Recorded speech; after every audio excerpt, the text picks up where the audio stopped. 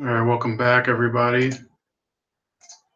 We're going to be doing something about an article that I just wrote, which has to do with the Farrakhan Feminism and the Anti-Defamation League, or Aiding and Abetting Defamation League, as I've called them for some time. And it has to do with a very humorous incident that has befallen this organization. The ADL wanted to be one of the organizations that would deliver sensitivity training to Starbucks in the wake of that incident last month with the two guys that got kicked out, the two black guys that got kicked out of Starbucks in Philadelphia. But because of their ongoing feud with the Women's March, Tamika Mallory, who is another gem in this saga, started this campaign to have them kicked out of the groups that would deliver the sensitivity training. So now they're complaining about how, oh, you're leaving us out of the sensitivity training. It's very insensitive of you, Starbucks. That's basically their whole that's their cause celeb right now. They think it's so important that they be part of sensitivity training for Starbucks that you stop all of the supposedly important work, yeah, really, that you're doing on behalf of busting CNN meme distributors and creators in order to get back into that racket. And it's just another sign that the ADL is an embarrassment. There's really nothing that they do anymore that actually promotes civil liberties for anybody.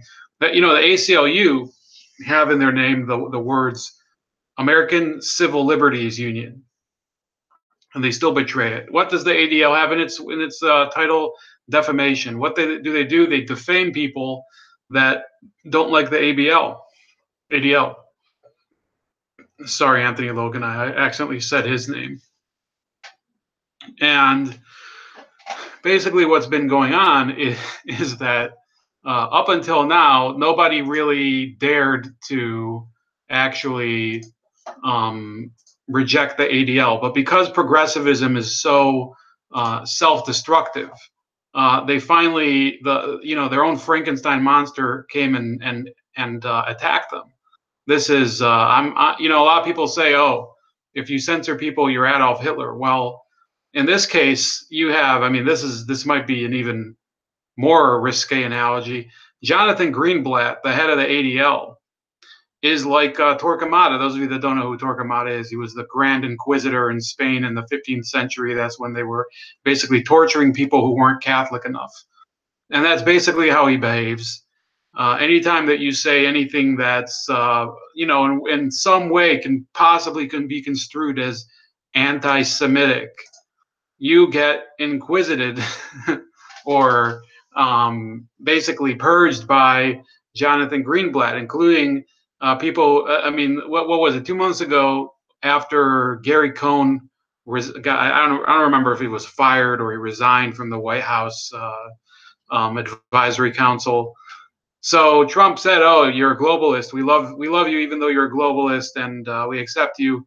So he has to come out with a video, this embarrassing video where he says that the word globalist is anti-Semitic.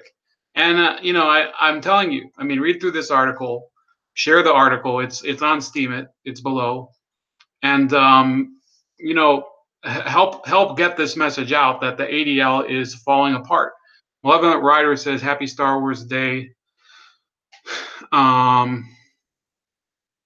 That is all. Well, it's the 4th for the light side, 6th for the. I don't know what he's talking about. Sorry, man. I need some. I'm actually pressed for time, so I have no clue what you're trying to get at with that. So, look. Why am I bringing this up now? Well, they've been trying so hard to fight against the Women's March due to, the Farrakhan feminism issue, but they've been approaching it from the standpoint, well, the Women's March leaders are mean, and they should be nicer to people, and they should resign. Well, nobody's going to actually, force the Women's March from the inside to change. basically what's going to have to happen. And that's why I've been producing the far gone feminism videos, which are available in the description below. Hey, Larry Gerke. Those videos, they show that the Women's March leaders, if they don't disassociate themselves, or actually if they don't replace those leaders, then they're basically buying into a movement under Farrakhan that is anti-Korean. They also happen to hate Arabs. They are basically the Nation of Islam is about as hateful of a movement that you can get from many angles.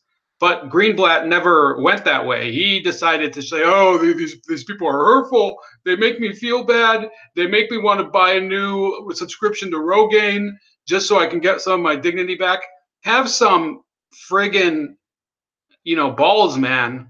All they had to do, the ADL, was to feature clips of Farrakhan saying all of these things, just like I did. Now, what ended up causing the latest flap? Well, yes, there was this whole thing with the Women's March condemning the Starbucks for featuring them, and you have this hilarious article from the Forward where they say, oh, the ADL is too pro-police. That's why they shouldn't have been in the Starbucks sensitivity training. Well, if you're trying to improve relations between the police and a certain community, I don't know if the ADL would be a bad choice, but have they improved the relations between anyone and anyone else lately? They've been basically an embarrassment. And I say that plainly. One of the reasons I wrote this article was because of new quote unquote progressive Zionist movement called Zionists, as in lioness, like a female lion. And they issued this, let me see here. They issued this statement about it that was basically, this is unfair. They're caving to homophobe admiring Women's March leaders by rejecting the ADL for it. And, it doesn't matter. These women, the Zionist movement, don't understand what progressivism is, even though they call themselves progressive feminist Zionists. I don't call myself any of those three things. Progressivism is basically, it's on the spectrum leaning towards socialism. So you can't be a progressive without starting to embrace socialism. By the way,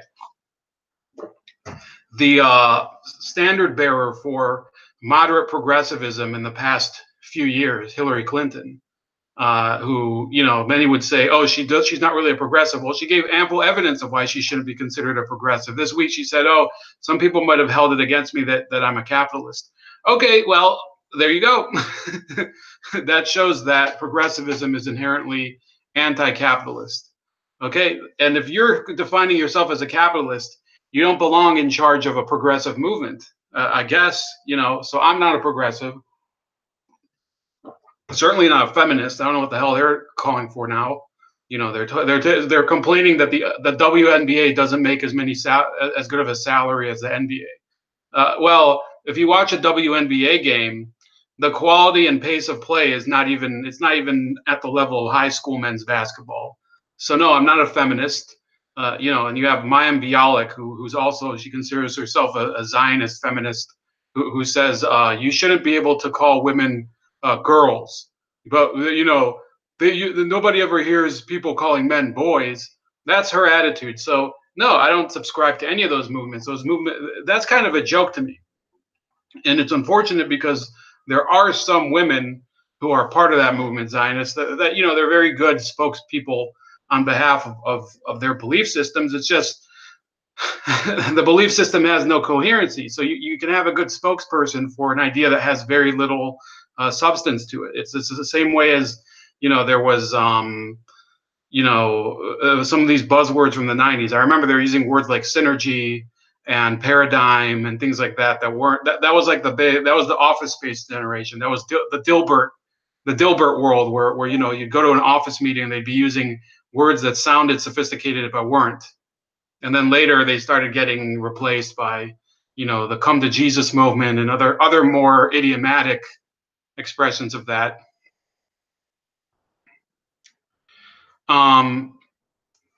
So no, I think that the Zionist movement trying to stick up for John Torquemada Greenblatt is an embarrassment. He's an embarrassment. I say that in my article. Again, if you can, please share this article and please go to the article and upload it. I'll pull it up again. And the whole point of this is to give credence to the new our new theme in free society, which is that individuals don't need alphabet soup organizations to represent them. I analogize this to a union in the 70s and 80s, or from the 50s through the 80s. That's how the Teamsters became corrupt. They said originally, oh, we're going to represent workers. Originally, that's how they were. Then Jimmy Hoffa took over, became a corrupt extension of the mob. Then by the 70s, they were getting into turf wars with other unions. And then, Jackie Presser took over. Since then, the Teamsters have been, they've been declining. All of these organizations have been in decline. And that begins when they start to look after their own corporate financial interests as opposed to the well-being of its membership. So the ADL, if you're not a corporate donor to the ADL, they're not actually representing you. They're representing the agenda of the ADL. They're representing the agenda of the Obama administration, which, they're kind of the caretaker of it. They're like the Obama administration in exile. Greenblatt himself is a former aide to President Obama. And he's always basically white knighting for Obama. There was another article by Elizabeth Mandel, who she is a Jewish writer for The Federalist. And she said, her husband wrote an article that was critical of John Greenblatt in the New York Post. And what happened? The ADL started Twitter brigading him and saying, "Oh, this isn't nice. You're attacking our leader. You're attacking. Why do you have to be bad to Torquemada? All he wants to do is make you shut up and say whatever he wants you to say." Well, that's exactly contrary to the ADL's normal policy towards internet harassment. They're always complaining about, oh, people are harassing people on the internet. People are harassing Jews on the internet or whatever. Well, now that you're harassing a journalist on the internet with, planned Twitter campaigns against him and letters and whatever, and telling him to, shut up about John Greenblatt, what does that make you? And this was in 2017. So please read the whole article and share the article, upvote the article, do whatever you can to promote this type of thinking. This is really the most important part of the work that I do on this channel and other people do as well. We have other people that I work alongside, sometimes collaborate with. Halsey English, for example. We're the opposition to the ADL at the moment. Maybe one day we won't be on the same side on certain topics. Nowadays, we have to work together in order to break this thought control. The same thing that they're trying to do to Kanye West, saying, "Oh, he should shut up because he's not qualified. Nobody gave him an approved speaker card to talk about political or racial issues." Well, they're trying to do to us too. So I need your help. I need you to spread these articles, read them, and upvote them and promote them. Thank you very much. Have a good night.